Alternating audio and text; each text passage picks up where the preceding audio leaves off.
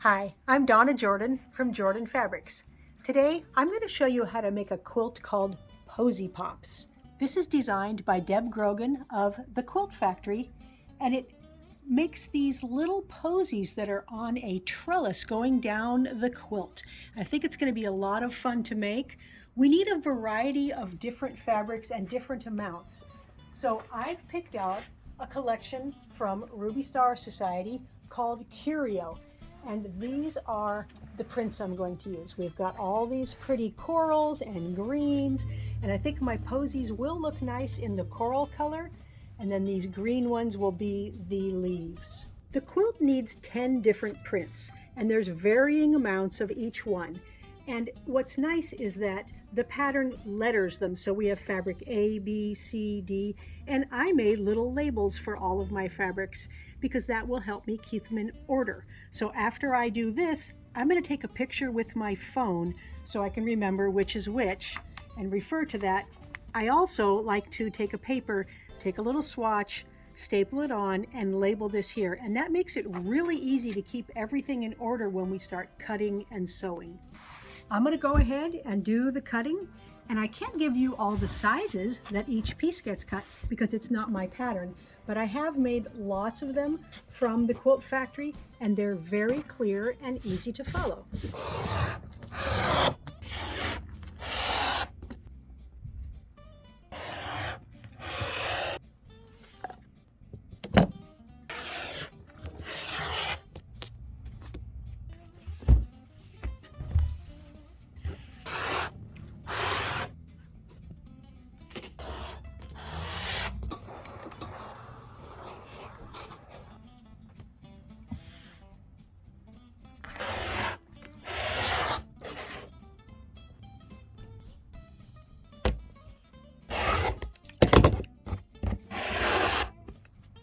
All the pieces are now cut out, and I've laid them in order. So this is piece A, B, C, D.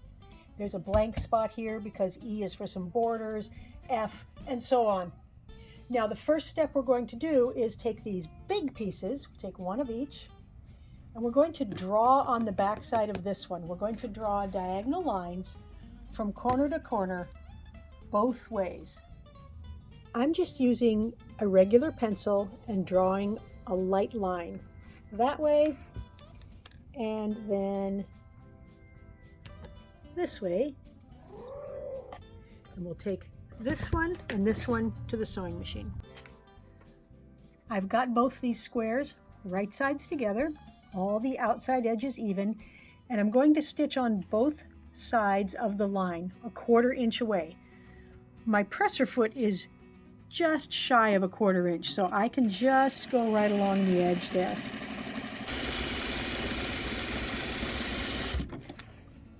Spin it around and then go down the other side.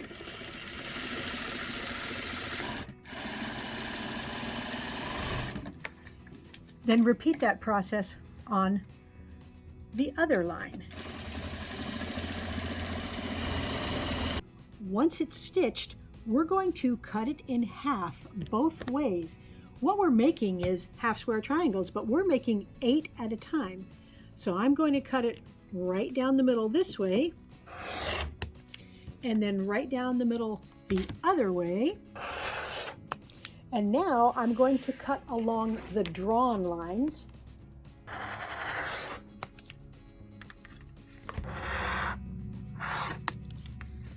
And what we have now is half square triangles, but we got 8 all at once. Next step is to iron these open. I like to put the light color down and peel it open towards the dark. Add a little steam, and then these pieces that stick off the end here, they will create a lot of bulk in the intersection. They're called dog ears, so I just take some scissors and trim those off. Those are all finished up. Next, take fabric C and fabric F. I'm going to draw a line, just one line, not both ways, just one way on the back of these, and take them to the sewing machine.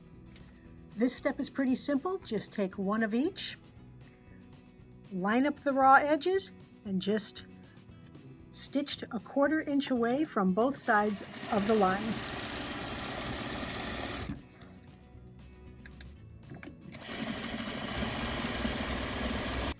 I went ahead and cut these, ironed them, and trimmed the dog ears exactly the same way we did with these blocks. The next step is to make more half square triangles. We're going to continue on with the same method with all of the rest of the blocks. The thing you want to remember is to refer to your chart, because some of the blocks we're going to make some with these two, then we're going to make some with these two, and the pattern tells you exactly how many you need of each combination. So I'm going to get those stitched up, then we'll be ready to get the block put together. All the half square triangles are done, and I've laid them out exactly like the pattern showed me to place them. So the pattern has a nice graphic that tells you which piece goes where and which direction the seams are in. I'm going to now take one of each of these over to the machine, and we'll get the middle of the Posy block sewn together. The easiest way to make the block is to make 3 separate rows and then sew all 3 rows together. For the top row, I'm going to press all of the seams to the outside. So that one's going that way. And press this seam to the right. Next row, we will press the seams toward the middle.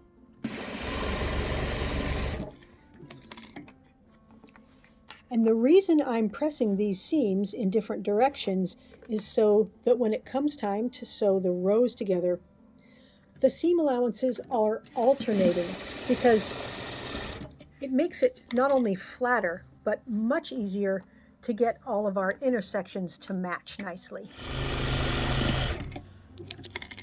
The bottom row, both of the seam allowances are going away from the middle.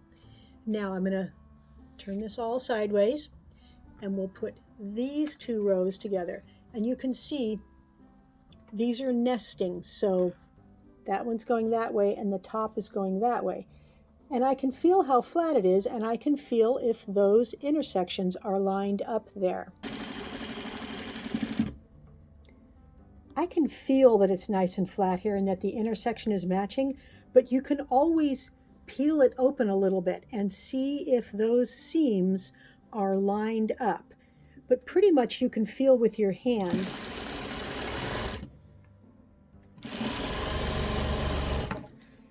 And when we open it here, we can see how close we got to perfect. That one's just about right on, and that one's just about right on.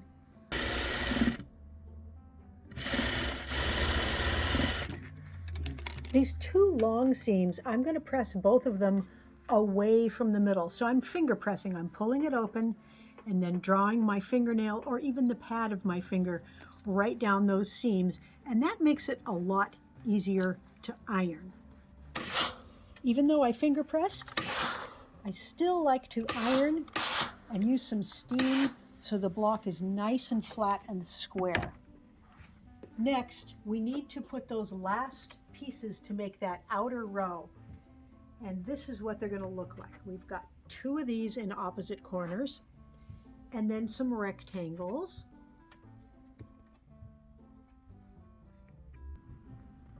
These go in the far corners here. And then we're going to fill in with 2 of these pointing towards themselves. And now we just have to add these pieces around the middle. I'm going to start with these 2 pieces here. We'll stitch both these little side sections together and then stitch this onto the middle.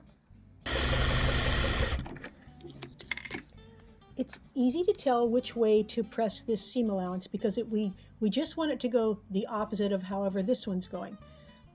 That one's going up, so we're going to make this one go down. Same thing over here. It's going down, so this one's going to go up. Now we'll add this to that center block.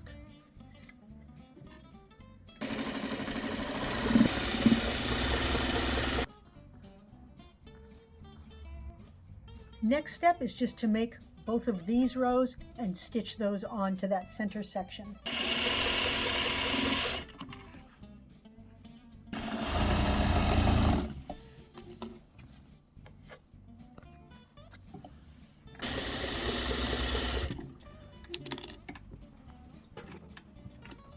Okay, all we have to do now is sew these 2 rows on and the block will be done.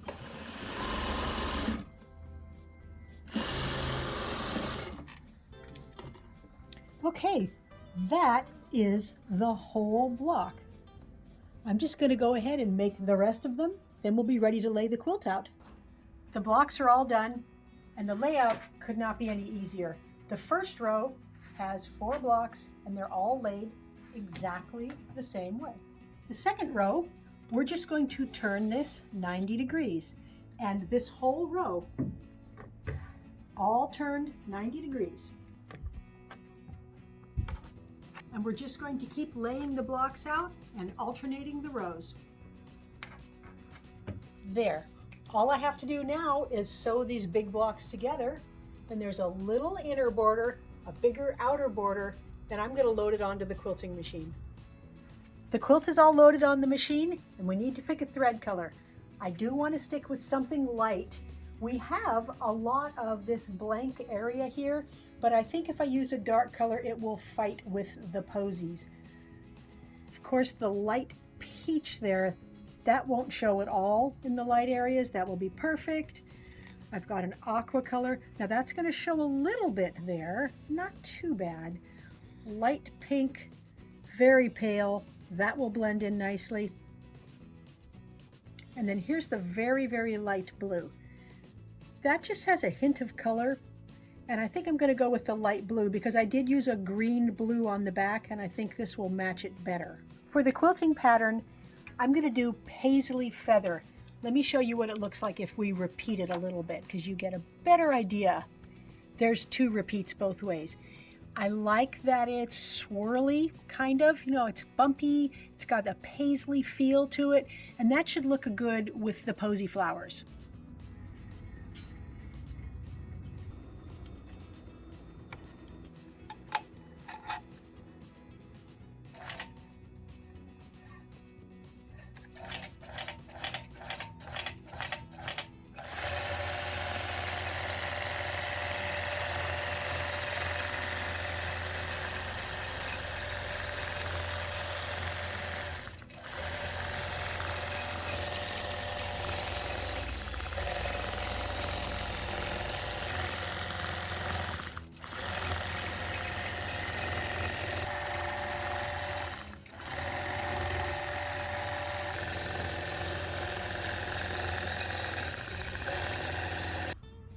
The Posy Pops quilt is all done and I'm very happy with how it turned out.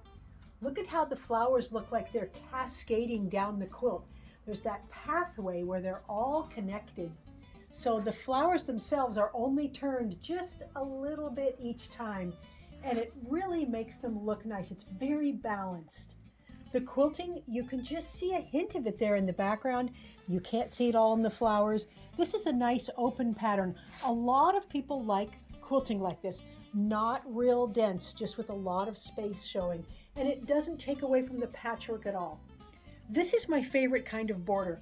One little stopping border and then a large print going all the way around, and then we've got the binding echoes, so it's the same fabric that's on that little teeny border.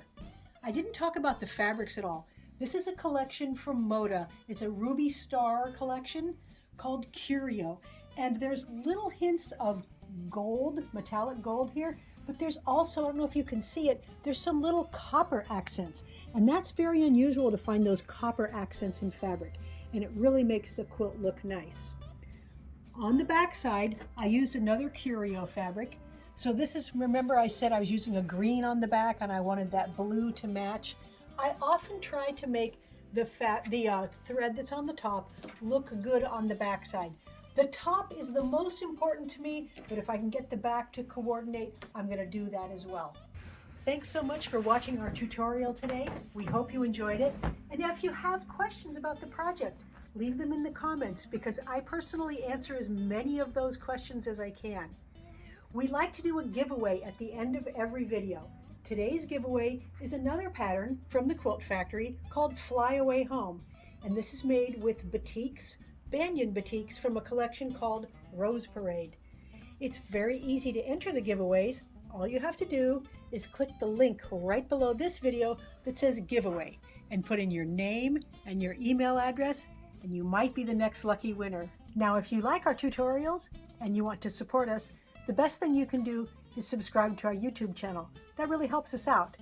Happy quilting!